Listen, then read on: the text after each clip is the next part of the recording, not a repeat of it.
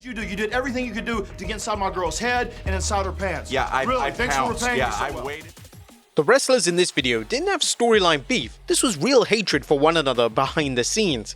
These are 10 WWE wrestlers who had real beef backstage. Be sure to subscribe and hit that notification bell for daily wrestling videos. Number 1, Molina and Brock Adams. But remember Extreme Expose? Well, let's be honest, their purpose was to excite the male audience between the hardcore action and talking segments. But the group only lasted less than a year, with Kelly going on to being a multiple-time WWE Divas champion, and Layla also faring well by winning both the Women's Divas titles in her career.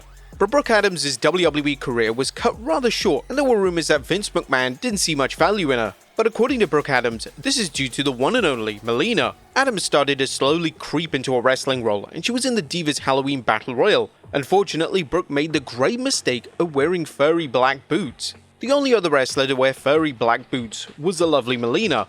The former WWE Women's Champion reportedly confronted Adams about the outfit and claimed it was quote-unquote gimmick infringement.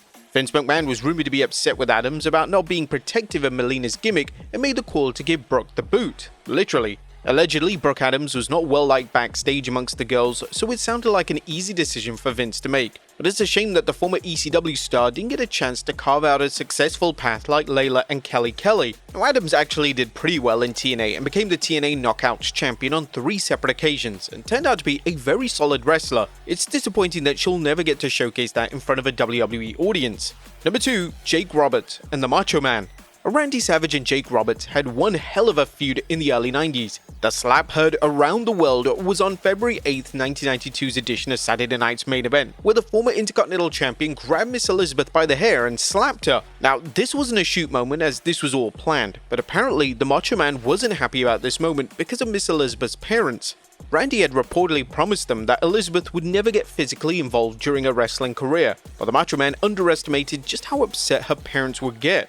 Jake himself discussed the aftermath of the controversial angle to Wrestling Inc. and the reason it was cut short. His in-laws were not smart to the business, so they took what I did to her very personal. You know, slapping her and all that crap. They became very angry with Randy and told him not to ever come back to their house again, that he wasn't welcomed. They were calling him a piece of shit and everything else. You let this girl be treated like that? How dare you let our little girl get treated like that? You said you'd always protect her, you scumbag. You know, they really went off on the guy. The incident got so bad for Macho Man that reportedly Miss Elizabeth's father pulled a gun on him and told him to never come back.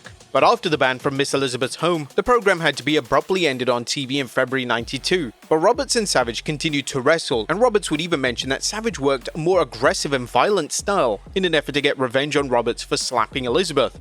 Roberts himself wasn't happy about the feud being cut short, but he did understand that it was necessary due to Savage's personal situation. It should have been a much longer feud, but he had to get even with me and beat me because of what he was doing at home. Now, it's disappointing that Elizabeth's parents took this so personally that they robbed the world of a WrestleMania match between Savage and Roberts. But the 90s were a different time for professional wrestling, and kayfabe certainly wasn't dead during this period. Number 3, Hulk Hogan and Mick Foley. Now, Hulk Hogan and Mick Foley had never crossed paths with one another, but it seemed like they were leading to a match, as a former WWE champion randomly insulted Foley on TSN's Off the Record. I would probably say I've trained more in the last week than Mick Foley's trained in 30 years. You know, I went ahead while Mick Foley was sleeping and eating cheeseburgers and M&Ms. I was in the gym working out. I work out 2 hours a day. I've been doing it for 30 years. Now, nothing against Mick Foley. I didn't have to prostitute my body and throw myself, you know, over the coals into the fire and the glass to make a dollar. I decided to train and go another way. Now, it seemed that Hulk Hogan wasn't a big fan of Foley's style. He labeled him as a glorified stuntman and even felt that Foley was a Terry Funk knockoff. But Foley responded to Hogan's comments saying, "He's never wrestled me. I think if you ask guys like The Rock and guys like Stone Cold if I was in shape when I wrestled them, if you ask Shawn Michaels was I in shape when I put in 27 minutes with him in 96, I think they'd say I was in deceptively good shape. But for Hulk Hogan to say that, I think it's a lie, and I think it's kind of cruel." Foley continued on by saying that if he and Hogan had a match, then the Hulkster would have sounded like a whiny girl in a porno film because he wasn't a fan of physical contact. Foley said that he had to step away from the ring before Hogan because he put out and gave the people their money's worth during his career. Now, Hulk Hogan did eventually apologize for the comments. People judge people in their ignorance, and to say that you were a cheap Terry Funk knockoff is almost as insulting as ignorant as I was when I said that you were a glorified stuntman. The fact was, I was ignorant, and I didn't understand what you were doing at the time. And then as the years went by and I did understand what you're doing, I had just wished I got to work with you. And so I want to apologize for that. I don't know if I just had malice or I was being mean or jealous. I don't know, but I want to apologize because that was one of the worst things, and it's not true. And it was just me being stupid. I mean, really ignorant. You know, we think we're smart, but we're not. I sometimes do stuff when you're kind of stupid and you regret them years later, and I never really had a chance to say it to him, so it made my day-to-day to be able to see him.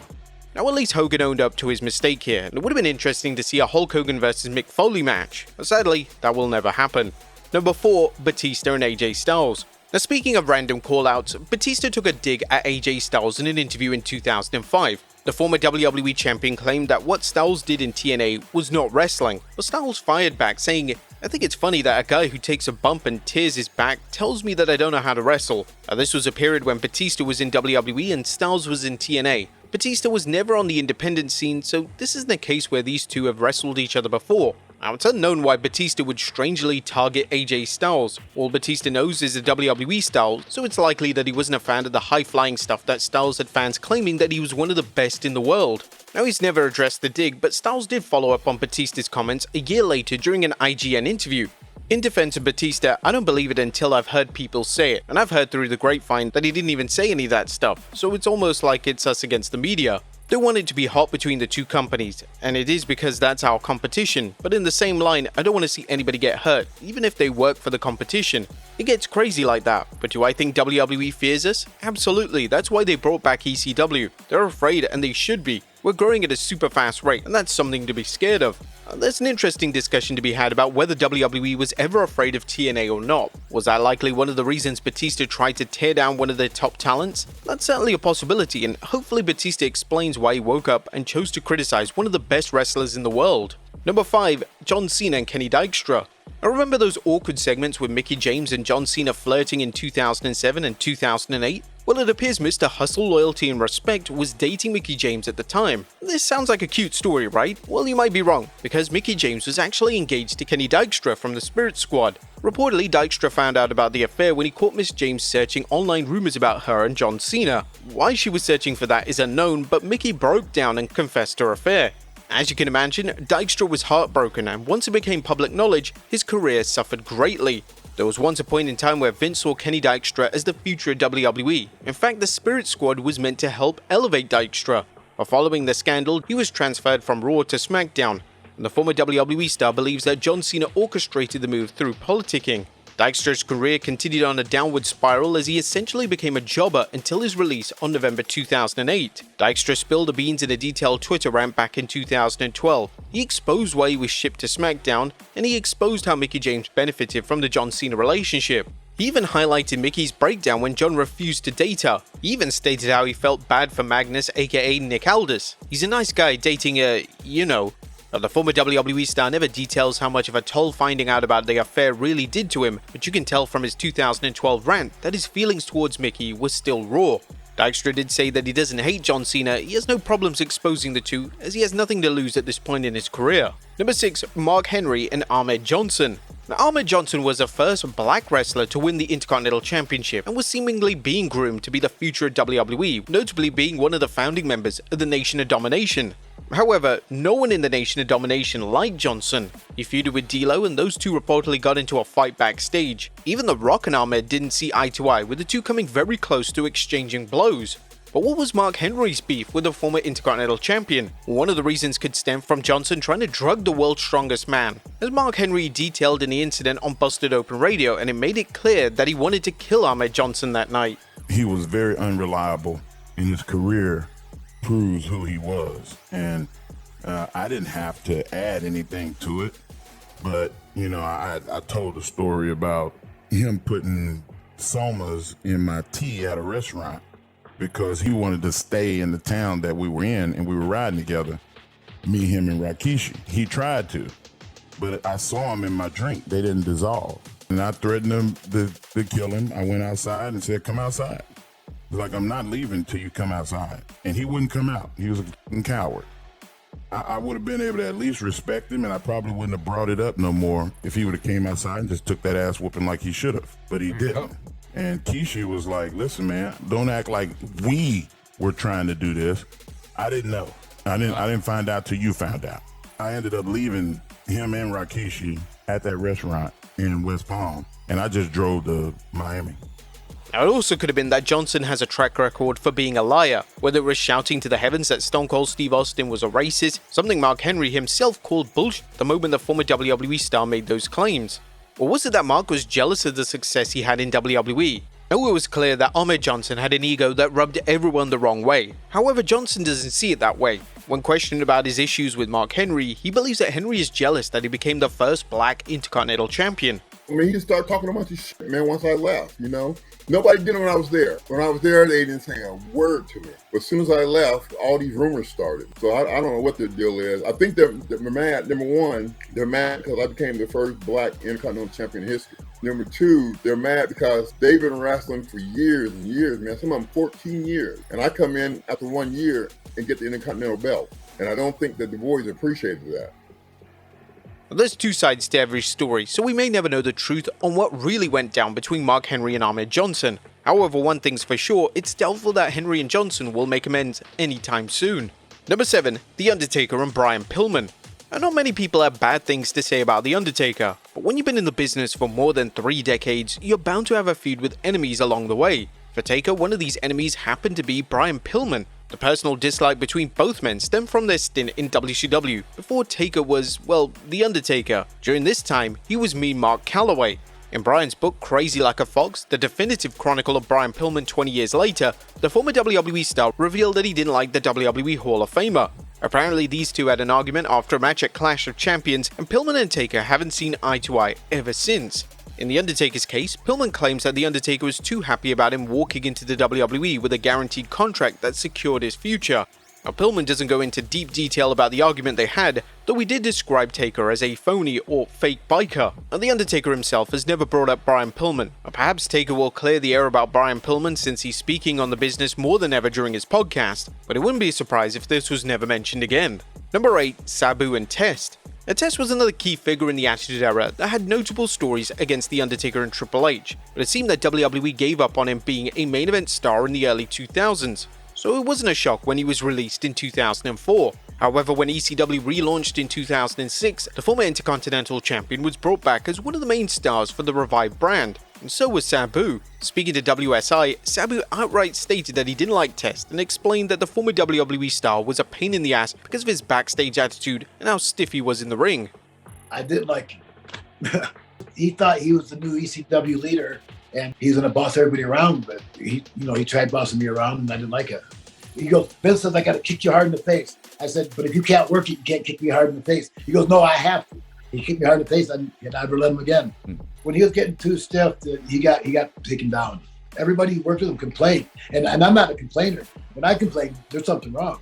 In the office, they thought he was going to be the leader of ECW, and he just ended up being another guy.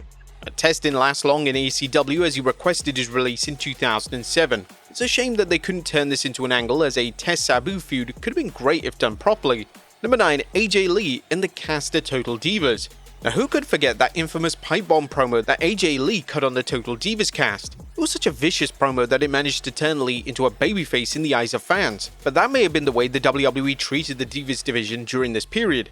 Lee was the antithesis of what these women represented, but WWE tried to mold the former Divas champion in what they wanted her to be. WWE desperately wanted AJ to be a cast member on Total Divas, but AJ had no interest in being part of the reality show. So once Vince caught wind of AJ's refusal, he handed her a live mic and told AJ to explain why she turned down the opportunity to be on the show. As you can recall, the former Divas champion certainly didn't hold back, with some of her more memorable lines being Lee calling out the Total Divas cast a bunch of cheap, interchangeable, expendable, useless women. The promo was clearly an attack on the Total Divas concept itself. Now, Vince was actually happy with AJ's pipe bomb promo, but the cast was so upset that Brie Bella reportedly confronted Lee about everything she said. Our fight didn't break out, but WWE scaled back on the Total Divas vs AJ story because the women were furious about Lee's scathing promo.